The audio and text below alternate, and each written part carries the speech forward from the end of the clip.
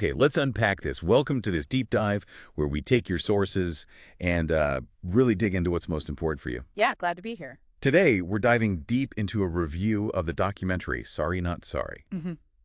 It's directed by Caramone and Caroline Sue. Right, and this review, it really centers on the allegations against Louis C.K., the comedian, and, the public reckoning he faced, and also those really, really complicated reactions that the documentary digs into, both in the comedy world and, the wider public. Exactly. So our mission, basically, is to pull out the key insights from this review and try to understand the core arguments, the challenging questions the documentary raises, at least as this review presents them. Okay. We'll look at the different perspectives the review talks about, some of the, frankly, surprising reactions it mentions, and those really provocative questions about, comedy, truth, accountability. Sounds good. It's definitely a complex topic. So where does the review say the documentary kicks things off? It sets a pretty stark scene right at the start, doesn't it? It really does, yeah. The review says the film opens with this really striking juxtaposition. You see Louis C.K. on stage, Right. and he's getting applause for a joke, believe it or not, about men being the worst thing to happen to women. Wow. And then immediately after that, the review notes, it cuts straight to comedian Jen Kirkman. Yeah, Jen Kirkman, and she's using her own stand-up routine to talk about her actual personal experience of him flashing her. So it puts those two things side by side. Exactly. And that contrast right out of the gate, it's incredibly powerful. Yeah. And the review picks up on this, saying it immediately forces that central question, are the jokes supposed to be the truth, or are the jokes just jokes? Right. It throws that challenge right at you, the viewer. And the review also describes the documentary's structure a bit. It says it's split into 7 parts. Yeah, 7 parts, and the review mentions they have these really telling titles, like Open Secret, Come Back, These Stories Are True, Canceled, stuff like that. Suggests a very deliberate approach, kind of building a case, piece by piece. It seems so.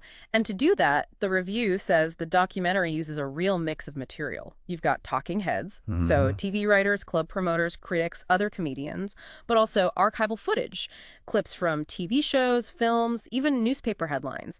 It's pulling from everywhere. It's gathering evidence, it sounds like. Yeah, from lots of different corners of the, the cultural landscape. What's really fascinating here, and the review really seems to underscore this, is just how differently Louis C.K. was seen, especially before the allegations really broke wide. Oh, absolutely. At his peak, the review highlights this.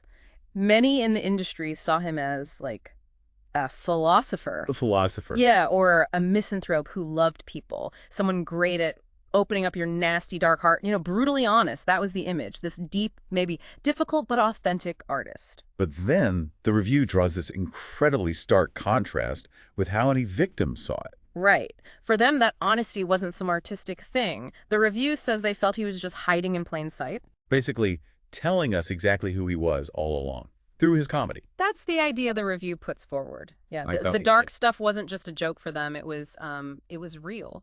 And speaking of contrast, the review points to something it calls particularly shocking in the documentary. Which is? It's the sheer number of people apparently willing to go on camera and suggest that what he did, well, wasn't that bad. Wow. Yeah, that willingness to minimize is something. The review gives examples, right? It does. There's an archival clip, apparently, of Sarah Silverman asking, maybe more generally, can you love someone who does bad things?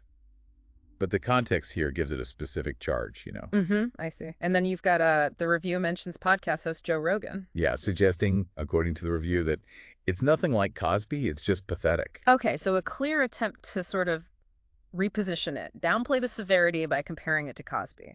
That's what the review seems to imply, yeah. And it even mentions late-night hosts, like Stephen Colbert and Jon Stewart, reportedly kind of laughing and blustering their way into a no comment when asked about it back then. Suggests a real discomfort, maybe, or an unwillingness to engage directly, even from people known for commentary. Right. And it wasn't just industry people. The review notes the fan reaction, too. Some fans just seemed willing to overlook his behavior because... How sweet. Well, because they like his jokes. They like how he delivers a punchline about it, almost. It's like the performance somehow overrides the reality for some people. And this leads straight into a point the review says the filmmakers, Moan and Sue, really hit home on. Which is? That for too many people involved, the victims themselves just end up being treated as, well, another punchline. Oof. Yeah, the review describes the film exploring that idea, how these really traumatic experiences get reduced to just more material. Another joke wrapped in, as the review says, more than a hint of truth.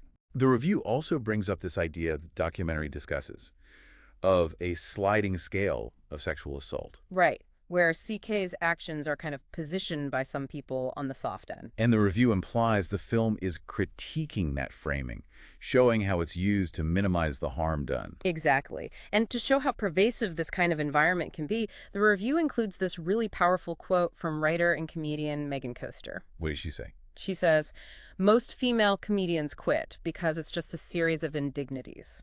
It suggests it's not just about one guy, but this constant grinding lack of safety and respect. That paints a grim picture of the industry environment. It does. So, after the allegations went public, the review talks about the backlash. And shockingly, it says there was this intense tidal wave of hatred aimed at the victims. Yes, that's what the review highlights. Even after Louis C.K. himself openly admitted that all of the allegations were true. That's hard to comprehend. He admits it, but the backlash hits the people who spoke out. It's wild. And the review explains, that this climate is exactly why it was apparently so hard to get women to go on the record for the documentary. Because he had so much power. Yeah, the review says he had the power to be career-ending in that world. Speaking out wasn't just emotionally tough, it could tank your career. Real, tangible consequences. Which raises a huge question. The review says the documentary asks point blank, why are we blaming women? Or worse, re-traumatizing them through jokes, yeah. For the actions of men. It hits it where the blame often gets misdirected in these situations. And the documentary, according to this review, goes even further, posing some really provocative questions about the aftermath. Like what? Like, do we ever have to accept an apology? And maybe even bigger. Who decides who gets to come back when the victim's pain never goes away? Wow, those are big questions. Does the review say the film answers them? Interestingly, no. The review notes the documentary, sadly, doesn't give definitive answers. But it frames this as... Okay. Almost. How so? It suggests this reflects that the whole #MeToo movement is an ongoing one. There are still a lot of questions still to be asked, still being wrestled with. The film is part of that ongoing conversation, not the final word. That makes sense. It's not a settled issue. But then the review throws in this sharp observation that kind of cuts against that idea of slow progress. Oh. It points out that Louis C.K.'s recent award wins and new platforms would suggest that we have progressed at a rate of precisely 0. Ouch. So real-world outcomes seem to contradict the idea that things are truly changing, at least according to the review. Yeah. It's a pretty stark counterpoint. And based on all this, the review says, sorry not sorry, feels designed to make you angry. So not aiming for neutrality, it wants a reaction. Seems like it. And the review lists the reasons why. It mentions Louis C.K. joking about his own financial losses after the fallout. Right. When the review points out he was the one who had snatched careers away from others. Exactly. And then there's the fact that club promoters can still profit from platforming him, and audiences are willing to treat sexual assault as, like, one big punchline. So the film highlights these things, the review suggests, to really provoke a response in the viewer. Maybe necessary anger? Mm-hmm. But it's important, the review clarifies, that the documentary's goal isn't necessarily about censorship or, canceling comedy itself. Okay, so what is the aim, according to the review? It's more about shining a light on how things like power and pressure and the "it's not that bad" attitude continue to enable these behaviors within that industry. So an examination of the system, not just the individual. The things that allow this stuff to happen without consequences. That seems to be the interpretation of the review, yeah. It's looking at the enabling factors. And the review ends that section with a pretty chilling quote, doesn't it, from one of the talking heads? Yes, a real gut punch. Making fun of the victims is still good for business, one talking head observed. And then the review adds, and that is not supposed to be a joke, that is just the truth. Man, that line just hangs there, doesn't it? It sums up so much about the environment the documentary seems to be depicting. It really does. Forces you to pause and think about, the incentives at play. Yeah, definitely. So, really digging into this review of Sorry Not Sorry, it pushes us, and hopefully you listening, to grapple with some seriously uncomfortable stuff about power, accountability, how culture reacts to harm, especially in creative fields like comedy. Yeah, we've seen how the documentary, at least through the lens of this review, uses these clashing viewpoints and specific examples of reactions and, crucially, the victim's own perspectives to show how complex and frustratingly ongoing these issues still are. It makes you ask why. Why do certain actions get excused or minimized?